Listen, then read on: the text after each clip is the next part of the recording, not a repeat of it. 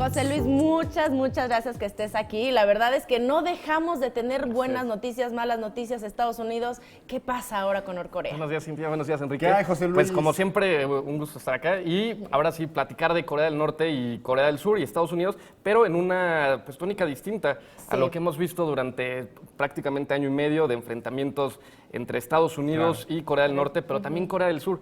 Y pues bueno, ¿qué es lo interesante ahora? Mañana, como bien decías, se inician los Juegos Olímpicos de invierno y pues Corea del Norte en esta ocasión, después de una plática y una negociación con Corea del Sur, pues han decidido desfilar juntos y competir juntos, bueno, desfilar juntos en estos Juegos bajo la bandera de la reunificación, un tema simbólico importante y sobre todo en un momento de tensión que hemos visto a Corea del Sur y Corea del Norte pues enfrentándose por diferentes temas, sobre todo por el programa nuclear de Corea del Norte y los ejercicios militares que han hecho cerca de la frontera y demás.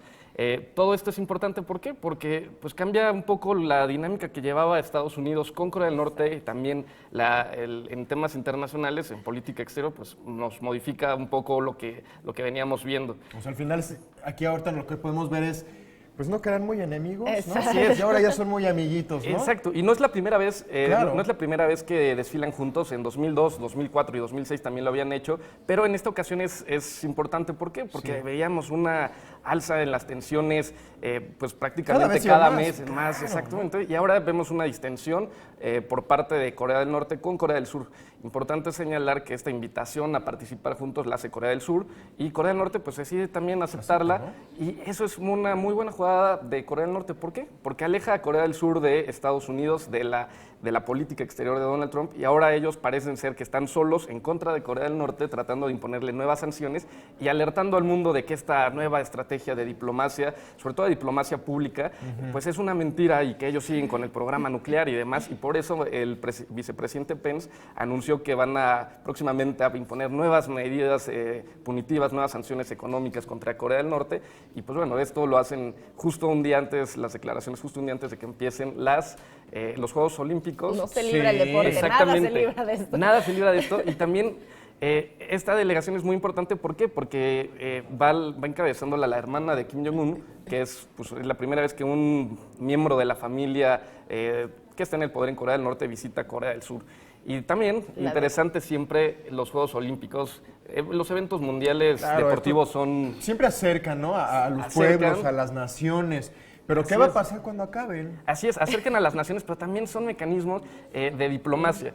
Y estrategias políticas. Y de propaganda, sí. En 1938, la Alemania nazi también los utilizaba para vender la idea de que ellos eran superiores y demás. Y siempre ha estado este tema de política y de diplomacia pública que tiene que ver también con la cultura, como el poder suave, la cultura vende a un país. Entonces vamos a ver a Corea del Norte en los Juegos Olímpicos, pues dando una buena cara, no la cara que siempre vemos de ellos, de como las lo que estamos viendo en pantalla, de ¿no? misiles y demás. Aquí lo que vamos a ver es la parte de cultura, de música.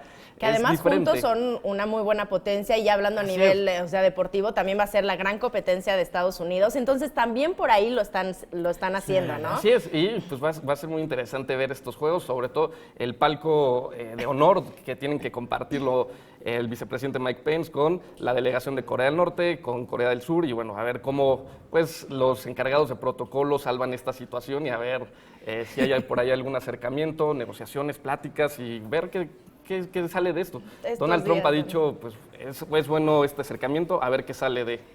Pues es interesante todo esto. Claro, todo está, esto. ¿no? Digo, hay que seguirlos muy de cerca. Exacto. Así es. Para ver cómo es que se van desarrollando con el tiempo y que de verdad salga algo positivo para estas naciones que han tenido estos enfrentamientos ya por muchos años. Justamente eso es lo que esperaríamos también, que ya hayan acuerdos, que esta relación se normalice y que dejemos de ver estos ejercicios militares y amenazas y el discurso de enfrentamiento entre Corea del Norte, Corea del Sur y Estados Unidos y a lo mejor una normalización de la región y que brinde mayor seguridad y tranquilidad a las personas. Claro. Eso seguridad, tranquilidad y paz, que el mundo lo necesita. Todos. José Luis. Enrique, como siempre, un gusto. Gracias por ponernos al...